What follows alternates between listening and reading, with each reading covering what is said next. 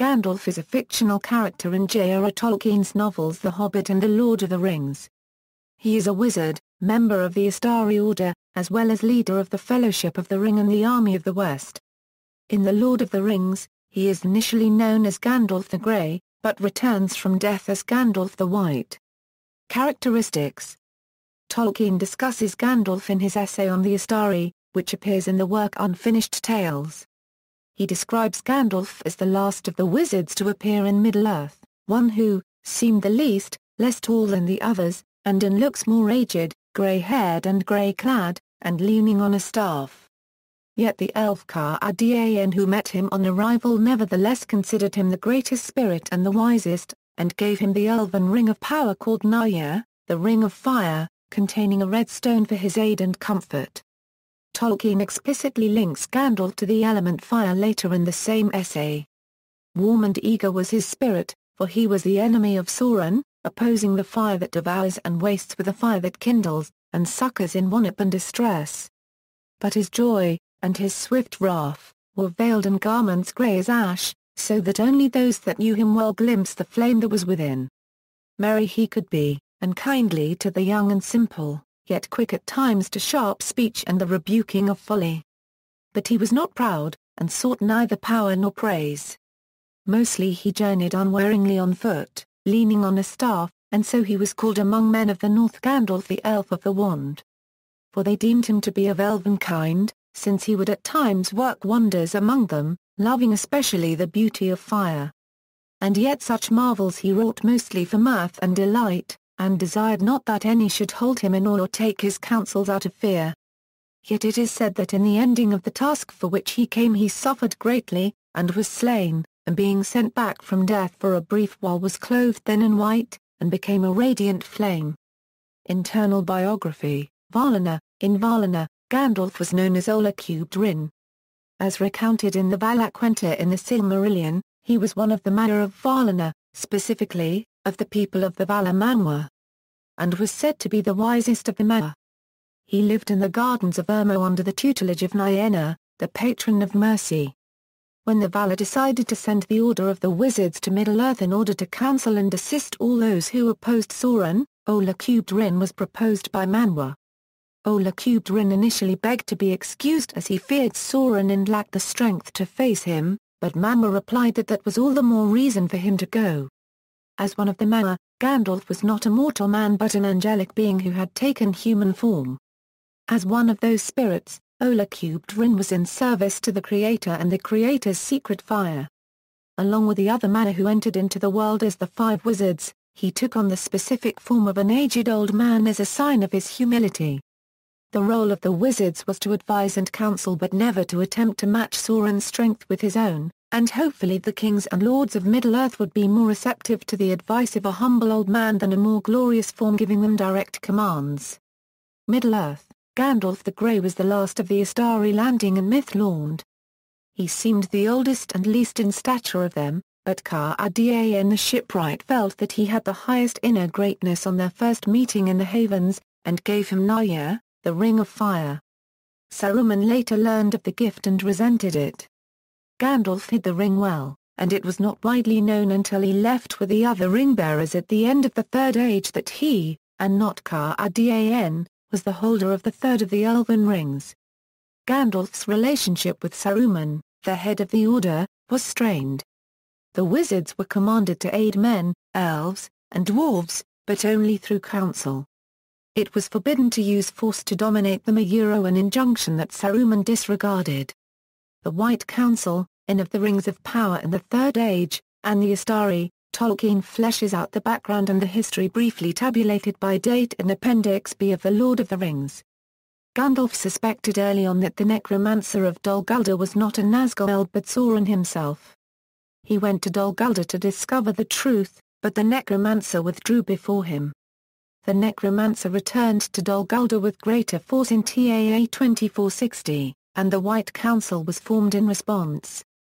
Galadriel had hoped Gandalf would lead the council, but Gandalf refused, declining to be bound by any but the Valar who sent him. Saruman was chosen instead, as being most knowledgeable about Sauron's work in the Second Age. Gandalf returned to Dol Guldur in TAA 2850 at great peril, and learned that the necromancer was indeed Sauron returned. The following year the White Council was summoned, and Gandalf urged that Sauron be driven out. Saruman, however, reassured the council that Sauron's evident effort to find the One Ring would fail, as the ring would long since have been carried by the river Undue into the sea. And the matter was allowed to rest. But at this time Saruman himself began actively seeking the ring near the Gladden fields where Isildur had been killed, not far from Dol Guldur. A big part of this story also appears in Peter Jackson's film adaptation of The Hobbit. The Quest of Erebor, The Quest of Erebor in Unfinished Tales elaborates upon the story behind The Hobbit. It tells of a chance meeting between Gandalf and Thorin Oakenshield, a dwarf king in exile, in the Inn of the Prancing Pony in Bree. Gandalf had for some time foreseen the coming war with Sauron, and knew that the north was especially vulnerable. If Rivendell were to be attacked, the dragon's smoke could cause great devastation. He persuaded Thorin that he could help him regain his lost territory of Erebor from Smaug, and so the quest was born. In TAA 2941, Gandalf arranged a band of 13 dwarves and the hobbit Bilbo Baggins to reclaim from Smaug the dwarves' lost treasure in Erebor. To the quest, Gandalf contributed a map and key to Erebor. It was on this quest of Erebor that Gandalf found his sword, Glamdring, in a troll's treasure hoard. After escaping from the Misty Mountains pursued by goblins and wargs, the party was carried to safety by the Great Eagles. Gandalf then persuaded Beorn Euro, who did not like uninvited guests or dwarves to house and provision the company for the trip through Mirkwood. Gandalf left the company before they entered Mirkwood, saying that he had pressing business to attend to. He turned up again, however, before the walls of Erebor disguised as an old man, revealing himself when it seemed the men of Eggerath and the Mirkwood elves would fight Thorin and the dwarves over Smaug's treasure. The Battle of the Five Armies ensued when hosts of goblins and wargs attacked all three parties. After the battle, Gandalf accompanied Bilbo back to the Shire, revealing at Rivendell what his pressing business had been. Gandalf had once again urged the council to evict Sauron, since quite evidently Sauron did not require the One Ring to continue to attract evil to Mirkwood. Then, in an event only briefly described, the council put forth its power, and drove Sauron from Dol Guldur. Sauron, however, had anticipated this and withdrew as a feint, only to reappear in Mordor. Prelude to the War of the Ring, as explained in The Fellowship of the Ring, Gandalf spent the years between The Hobbit and The Lord of the Rings traveling Middle-earth in search of information on Sauron's resurgence and Bilbo's mysterious ring, spurred particularly by Bilbo's initial misleading story of how he had obtained it as a present from Gollum. During this period he befriended Aragorn and first became suspicious of Saruman. He spent as much time as he could in the Shire, strengthening his friendship with Bilbo and Frodo, Bilbo's heir. He returned to the Shire for Bilbo's 11th birthday party in TAA 3001, bringing many fireworks for the occasion. After Bilbo, as a prank on his guests, put on the ring and disappeared, Gandalf strongly encouraged his old friend to leave the ring to Frodo, as they had planned. Bilbo became hostile and accused Gandalf of trying to steal the ring which he called my precious, much as Gollum had done. Alarmed, Gandalf impressed on Bilbo the foolishness of this accusation. Coming to his senses, Bilbo admitted that the ring had been troubling him, and leaving it behind for Frodo, he departed for Rivendell. Though Bilbo would never be entirely free of the desire for the ring, he was the first of its bearers to give it up willingly. Over the next 17 years, Gandalf travelled extensively, searching for answers. With Aragorn he sought to find Gollum. Aragorn eventually succeeded, and Gandalf questioned Gollum, threatening him with fire when he proved unwilling to speak. Gandalf learned finally that Sauron had forced Gollum under torture in Barad-dûr to tell what he knew of the ring. This reinforced Gandalf's growing suspicion that Bilbo's ring was the One Ring. The Fellowship of the Ring, returning to the Shire, in TAA 3018, Gandalf confirmed his suspicions by throwing the ring into Frodo's hearthfire and reading the writing that appeared on the ring's surface. He told Frodo the full history of the ring, and urged him to take the ring to Rivendell. For he would be in grave danger if he stayed in the Shire. Gandalf said he would attempt to return for Frodo's 50th birthday party, in order to accompany him on the road thereafter. And that meanwhile Frodo should arrange to leave quietly, as the servants of Sauron would be searching for him. Outside the Shire, Gandalf encountered Radagast the Brown, another of the Istari, who brought the news that the Nazgûl had ridden forth and crossed the river Anduin, and a request from Saruman that Gandalf come to Isengard. Gandalf left a letter to Frodo with Barlam and Butterbur at the inn in Bree, and headed towards Isengard. There Saruman revealed his true colours, urging Gandalf to help him obtain the ring for his own use. Gandalf refused, and Saruman imprisoned him at the top of the Tower of Orthanc. Eventually Gandalf was rescued by Gwaihir the Eagle. Gwaihir set Gandalf down in Rohan, where Gandalf appealed to King Thar-copyright-Oden for a horse. Thar-copyright-Oden, under the malign influence of Gramar Wormtongue, Saruman's spy, told Gandalf to take any horse he pleased, but to leave quickly. It was then that Gandalf met the great horse Shadowfax, one of the Miaras, who would be his mountain companion for most of the rest of the war. Gandalf pursued the horse for 2 days before Shadowfax permitted Gandalf to ride him. Gandalf then rode hard for the Shire, but did not reach it until Frodo had already set out. Knowing that Frodo and his companions would be heading for Rivendell, Gandalf began to make his own way there. He learned at Bree that the hobbits had fallen in with Aragorn. He faced the Nazgûl at Weathertop but escaped after an all-night battle, drawing 4 of them northward. Frodo, Aragorn and company faced the remaining 5 on Weathertop a few nights later. Gandalf reached Rivendell just before Frodo's arrival. In Rivendell, Gandalf helped Elrond drive off the Nazgûl pursuing Frodo and played a great part in the following council as the only person who knew the full history of the ring. He also revealed that Saruman had betrayed them and was in league with Sauron. When it was decided that the ring had to be destroyed, Gandalf volunteered to accompany Frodo now the ring be a rare in his quest. He also persuaded Elrond to let Frodo's cousins Merry and Pippin join the Fellowship. Taking charge of the Fellowship, Gandalf and Aragorn led the hobbits and their companions south. After an unsuccessful attempt to cross Mount Caragraz in winter, they crossed under the mountains through the mines of Moria, though only Gimli the dwarf was enthusiastic about that route. In Moria, they discovered that the dwarf colony established there earlier had been overrun by orcs. The Fellowship fought with the orcs and trolls of Moria, but were no match for Durin's Bane, a Balrog from ancient times. At the bridge of Khazad-dûm, Gandalf faced the Balrog to enable the others to escape. After a short exchange of blows, Gandalf broke the bridge beneath the Balrog with his staff. As the Balrog fell, it wrapped its whip around Gandalf's knees, dragging him into the abyss. As his friends looked on in horror, Gandalf fell into the pit, crying "Fly, you fools!" As he went, Gandalf and the Balrog fell into the deep subterranean lake under Moria. Gandalf pursued the Balrog for 8 days until they climbed to the peak of Zyarek-Zigil. Here they fought for 2 days and nights. In the end, the Balrog was cast down and broke the mountainside with its fall. Gandalf himself died during this ordeal, and his body lay on the peak while his spirit travelled out of thought and time.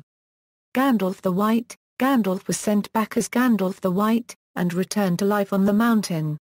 Gwaihir, Lord of Eagles, carried him to Llŷ-Brien, where he was healed of his injuries and reclothed in white robes by Galadriel.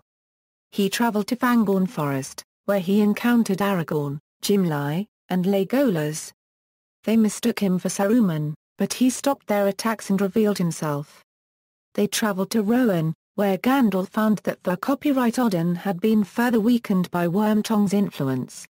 He broke Wormtongue's hold over Thar-copyright-Oden, and convinced the king to join in the fight against Sauron.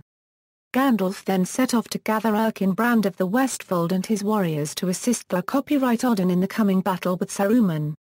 Gandalf arrived just in time to shatter Saruman's attack on Helm's Deep. After the ensuing battle, Gandalf and the king rode to Isengard, which in the interim had itself been attacked and conquered by Treebeard and the Ents, along with Merry and Pippin. Gandalf broke Saruman's staff and expelled him from the White Council in the Order of Wizards, and assumed Saruman's place as head of both.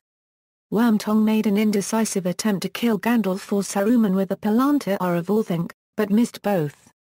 Pippin retrieved the Palantir, but Gandalf quickly appropriated it. After the group left Isengard, Pippin took the Palantir from a sleeping Gandalf, looked into it, and came face to face with Sauron himself. Gandalf then took the chastened Pippin with him to Minas Tirith to keep the young hobbit out of further trouble. Gandalf arrived in time to help order the defences of Minas Tirith. His presence was resented by Denethor, the steward of Gondor. But after Denethor's son Faramir was gravely wounded in battle, Denethor sank into despair and madness. Together with Prince Imrahil of Dol Amroth, Gandalf led the defenders during the siege of the city. When the forces of Mordor finally broke the main gate, Gandalf alone on Shadowfax confronted the Witch King of Angmar, Lord of the Nazgul. But at that moment the Rohirrim arrived, compelling the Witch King to withdraw and engage them. Gandalf would have ridden to their aid, but he too was suddenly required elsewhere to save Faramir from Denethor, who sought in desperation to burn himself and his son on a funeral pyre in Rath Darnen. Aragorn and Gandalf then led the final campaign against Sauron's forces at the Black Gate, in an effort to distract the Dark Lord's attention from Frodo Baggins and Sam Gamgee, who were at the same moment scaling Mount Doom to destroy the One Ring. In a parley before the battle, Gandalf and the other leaders of the West met the mouth of Sauron, who showed them Frodo's mithril shirt and other items from the Hobbit's equipment. But Gandalf rejected Mordor's terms of surrender, and the forces of the West faced the full might of Sauron's armies, until the ring was destroyed in Eredruin. Gandalf led the Eagles to rescue Frodo and Sam from the erupting Eredruin. After the war, Gandalf crowned Aragorn as King Elessar, and helped him find a sapling of the White Tree of Gondor. He accompanied the hobbits back to the borders of the Shire, before leaving to visit Tom Bombadil. 2 years later, Gandalf who by now had spent about 2,000 years in Middle-earth departed with Frodo, Bilbo, Galadriel, and Elrond across the sea to the Undying Lands. It was only then that his possession of Narya, one of the 3 elven rings, became generally known. Concept and creation. Humphrey Carpenter in his 1977 biography relates that Tolkien owned a postcard entitled Der Berggeist, and on the paper cover in which he kept it, he wrote the origin of Gandalf. The postcard reproduces a painting of a bearded figure, sitting on a rock under a pine tree in a mountainous setting. He wears a wide-brimmed round hat and a long red cloak, and a white fawn is nuzzling his upturned hands. Carpenter said that Tolkien recalled buying the postcard during his holiday in Switzerland in 1911. Manfred Zimmermann, however, discovered that the painting was by German artist Joseph Madlener and dates to the mid-1920s. Carpenter acknowledged that Tolkien was probably mistaken about the origin of the postcard. The original painting was auctioned at Sotheby's in London on July 12, 2005 for £84,000. The previous owner had been given the painting by Madlener in the 1940s and recalled that Madlener said the mountains in the background were the Torre del Violet, peaks of Dolomites. When writing The Hobbit in the early 1930s, Tolkien gave the name Gandalf to the leader of the dwarves, the character later called Thorin Oakenshield. The name is taken from the same source as all the other dwarf names in The Hobbit, the catalogue of dwarves in the Var paragraph Lusper. The Old Norse name Gandalf incorporates the words Gand meaning wand, staff, or magic, and älf or elf. The name Gandalf is found in at least one more place in Norse myth, in the semi-historical Heimskringla, which briefly describes Gandalf Alfguson, a legendary Norse king from eastern Norway and rival of Halfdan the Black. The name Gandalf occurs as a character in William Morris' 1896 fantasy novel The Well at the World's End. Morris' book is a multi-part magical journey involving elves, dwarves and kings in a pseudo-medieval landscape which is known to have deeply influenced Tolkien. The wizard that became Gandalf was originally named Bledorthin. Tolkien later assigned this name to an ancient king who had ordered some spears from the dwarves. Tolkien came to regret his ad hoc use of Old Norse name, referring to a rabble of Eddaic named dwarves, invented in an idle hour in 1937. But the decision to use Old Norse names came to have far-reaching consequences in the composition of The Lord of the Rings. In 1942, Tolkien decided that the work was to be a purported translation from the fictional language of Westron, and in the English translation Old Norse names were taken to represent names in the language of Dale. Gandalf, in this setting, is thus a representation in English of the name the dwarves of Dale had given to Olacubed Rin in the language they used externally in their daily affairs, while Tharka-en is the name, presumably of the same meaning, that the dwarves gave him in their native Cusdialt language. Tolkien explains this in his Guide to the Names in The Lord of the Rings to prospective translators. Throughout the early drafts, and through to the first edition of The Hobbit Blood Orthin, Gandalf is described as being a little old man, distinct from a dwarf, but not of the full human stature that would later be described in The Lord of the Rings. Even in The Lord of the Rings, Gandalf was not tall. Shorter, for example, than Elrond or the other wizards. Gandalf's role and importance was substantially increased in the conception of The Lord of the Rings, and in a letter of 1954, Tolkien refers to Gandalf as an angel incarnate. In the same letter Tolkien states he was given the form of an old man in order to limit his powers on Earth. Both in 1965 and 1971 Tolkien again refers to Gandalf as an angelic being. In a letter of 1946 Tolkien stated that he thought of Gandalf as an Edenic wanderer. Other commentators have also compared Gandalf to the Norse god Odin in his Wanderer Geysir, an old man with one eye, a long white beard, a wide-brimmed hat, and a staff. Adaptations. In the BBC radio dramatisations, Gandalf has been voiced by Norman Shelley in The Lord of the Rings, Heron Carvick in The Hobbit, Bernard Mays in The Lord of the Rings and Sir Michael Hordern in The Lord of the Rings. John Huston voiced Gandalf in the animated films The Hobbit and The Return of the King produced by Rankin Bass. William Squire voiced Gandalf in the animated film The Lord of the Rings directed by Ralph Bakshi. Gandalf was portrayed by Vesa Viriko in the Finnish television miniseries Hobbit. Sir Ian McKellen portrayed Gandalf in the Lord of the Rings film trilogy directed by Peter Jackson, though Sean Connery was also offered the role and McKellen had never read any of Tolkien's works. The makeup and costumes were based on designs by John Howe and Alan Lee. According to Jackson, McKellen impersonated Tolkien in the role. We listened to audio recordings of Tolkien reading excerpts from Lord of the Rings. We watched some BBC interviews with him there's a few interviews with Tolkien and Ian based his performance on an impersonation of Tolkien. He's literally basing Gandalf on Tolkien. He sounds the same, he uses the speech patterns and his mannerisms are born out of the same roughness from the footage of Tolkien. So, Tolkien would recognize himself in Ian's performance. For the first film, McKellen was nominated for the Academy Award for Best Supporting Actor. He reprised his role in the 2012 film The Hobbit, An Unexpected Journey and its 2013 sequel The Hobbit, The Desolation of Smaug, and will portray the character in the remaining sequel The Hobbit, The Battle of the Five Armies. Charles Picard portrayed Gandalf in the 1999 stage production of The Two Towers at Chicago's Lifeline Theatre. Tom Stryver portrayed Gandalf in the early 2000s stage productions of The Fellowship of the Ring, The Two Towers and The Return of the King for Clear Stage Cincinnati. Brent Carver portrayed Gandalf in the 2006 musical production The Lord of the Rings, which opened in Toronto. Gandalf appears in the Lego Movie voiced by Todd Hansen. He is among the Master Builders in Meeting Cloud Cuckoo Land. It was also known that Vitruvius often mixes him up with Albus Dumbledore, much to the chagrin of the two wizards.